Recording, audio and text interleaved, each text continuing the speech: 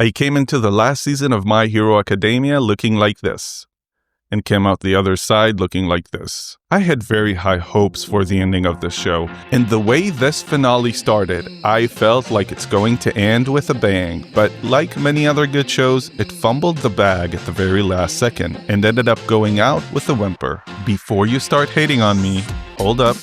Hear what I have to say, and if by the end of this video you still disagree, leave a comment and I promise to respond. Oh, and by the end of this video, I will propose an alternative ending of my own, just to show how easily all of my issues could have been fixed. The list of issues I have is long, so let's get right into it. First, let's get this out of the way quickly. Trying to paint a mass murderer as a good guy. I swear, man, there will come a day where an anime hero is going to be fighting Hitler and see a flashback of him getting rejected out of art school and be like, I now understand why you did what you did. This is a huge pet peeve of mine, but I'm just so done with the media portraying evil people as misunderstood. Don't get me wrong, I love conflicted characters who are a mix of evil and good, but there is a pretty thick line that once you cross it, you're not 50-50, you're just good old evil. And both Shigaraki and All for One have crossed it like 7 seasons ago. Alright, moving on to the final fight. This fight started good.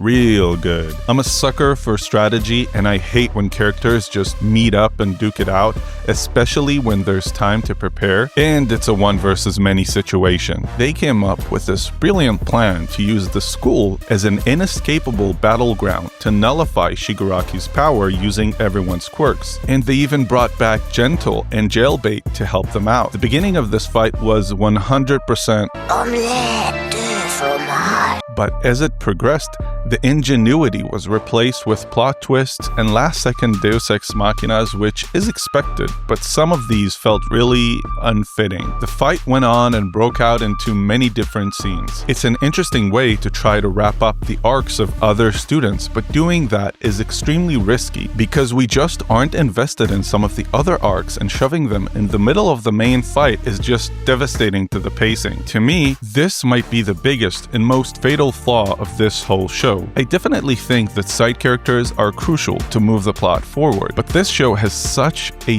vast cast of characters that it's impossible to connect to all of them. Most shows take a handful of side characters and introduce them slowly to make sure you can keep up. My Hero Academia tries to shove 100 characters down your throat and then expects you to care when they die or finish their arc. And this finale is the epitome of that. One episode, I'm on the edge of my seat when Bakugo and Deku are fighting Shigaraki, and the next week, it's some random classmate with a total of 10 minutes of screen time. It takes away the tension, and the pacing slowly dissipates into the ether. Like, of course I care what happens, but unlike other shows where it's back to back to back non-stop action where you can't wait for next week, My Hero Academia just swings between insane thrillers and lame scenes no one asked for. Before we get back to the fight, if you like this video so far, it would be amazing if you could subscribe to the channel because 99% of you aren't. Thank you. By the end, only Deku and Shigaraki were left standing. Deku punches Shigaraki, but then Shigaraki manages to suck one of Deku's quirks in the spirit of its successor. One thing that makes this fight really difficult to follow is the amount of powers they both have. When you see a fight between characters, it's extremely important to know what's going on in order to understand who's winning. At this point in the fight, I'm not even sure who has which abilities, and now they start trading them. So the plan now becomes to forcefully transfer one for all with all of the other quirks stored in Deku to Shigaraki so that he won't be able to withstand their power and explode. I have several questions. Then Shigaraki rejects the transfer, but by consuming some of One for All, some of Deku's soul gets into him. Their minds conjoin, and Deku, through his kindness, convinces Shigaraki to let him win. Excuse me, what? Shigaraki is then consumed by All for One, and then eventually is defeated by from Deku with the help of his friends clearing the way. Two things bother me with this weird resolution. First of all, why? Why does it need to be so complicated? Why can't they just fight? They have so many powers, so many people around, so many pieces to play with, and yet the author chooses to introduce a new ridiculous plot device to make Deku kinda but not really kill Shigaraki. This constant need to invent weird interactions baffles me every single time, and once again, it completely undermines the flow of the show. It's one thing to use innovation while fighting in order to gain an advantage, but coming up with new, never seen before stuff like that takes away all the spice from the actual fight. It's no longer a fight, it's just a mind game the author is playing with himself in order to see how many weird ideas he can cram into the ending to get to where he wants. I think good writing is creating characters and wondering how their meeting would look like. Bad writing is coming up with the desired result and thinking about new ideas to force the characters to get to that result. Secondly, what happens to all the successors? Are they dead? Because it's really hard to understand whether or not they actually lived inside Deku,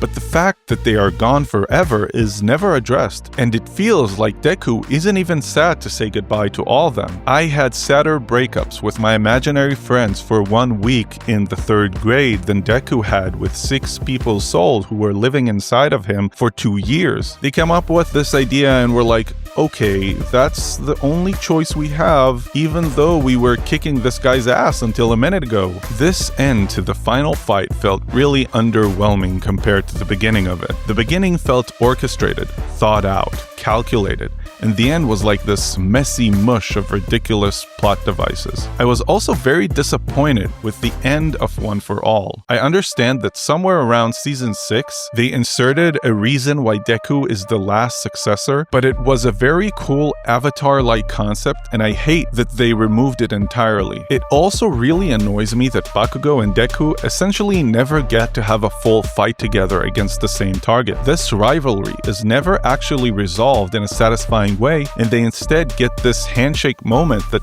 doesn't feel right. But if you do decide to take away Deku's powers, why undo all that by giving him this briefcase that essentially allows him to get all his powers back? Why does it feel like the author can't stand behind any of his decisions? Deku loses his hands, but not really.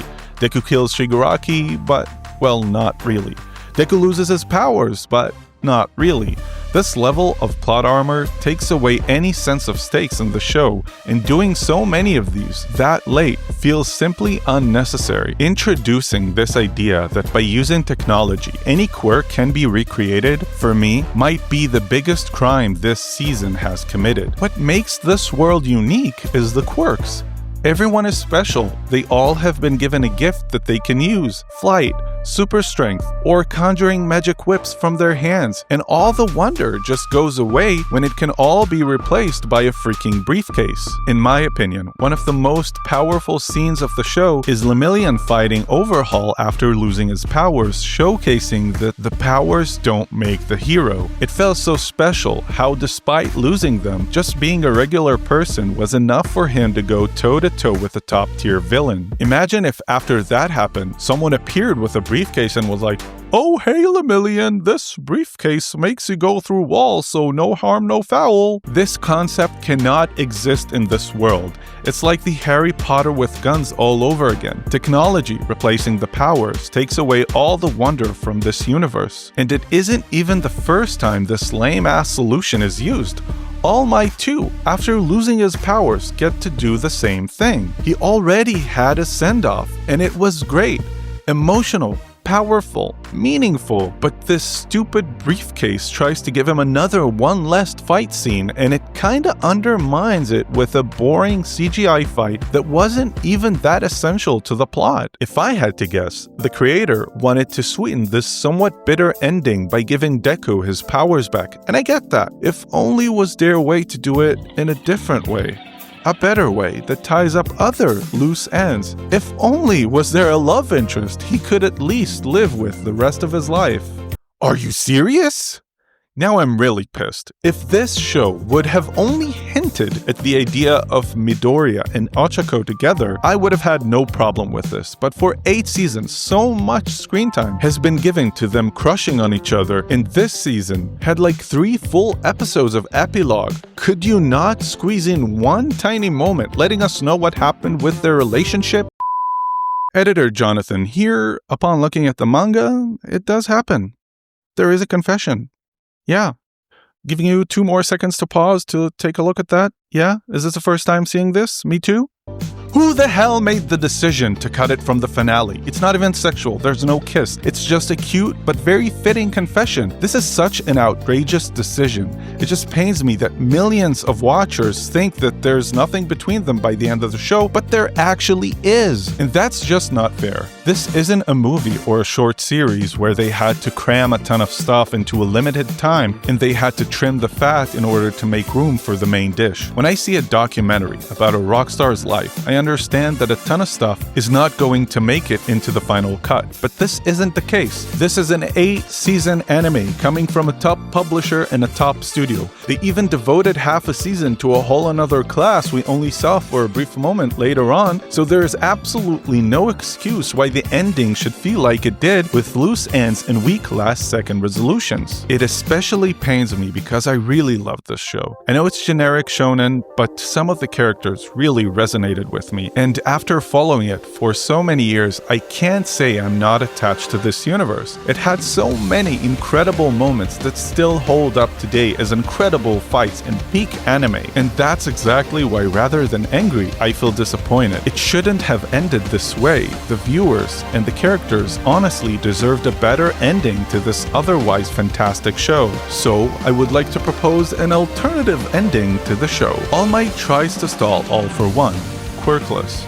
Though he fights valiantly, All for One defeats him with ease, and after toying with him for a bit, eventually kills him. Bakugo and Deku are both enraged and the tides of battle turn. Both of them are on the brink of defeating their opponents. Bakugo defeats All for One, and Deku defeats Shigaraki. But in a moment of mercy and humanity, they hesitate to take away their opponent's life, allowing both villains to meet up and fusion into a new, insanely powerful form. Deku and Bakugo now fight together, and with All Might now inside Deku, they manage to work together and fight off this monstrosity once and for all, the traditional way to save the day. We then fast forward to All Might's service, and after they all go back home, Deku confesses to Uraraka and then goes on to become the #1 hero. To me, this feels like a much more complete ending. We get a full closure for the 3 most important characters as well as the villains in Uraraka and Deku's relationship. No weird last-second gimmicks, no talk no jutsu, no briefcases, just great action and tying up all loose ends, especially the ones that have been carried out the longest. And that's why I dislike the ending of My Hero Academia. If you still disagree, leave a comment explaining why I'm wrong. Don't forget to like and subscribe if you enjoyed for more content like this, and I'll see you in the next one.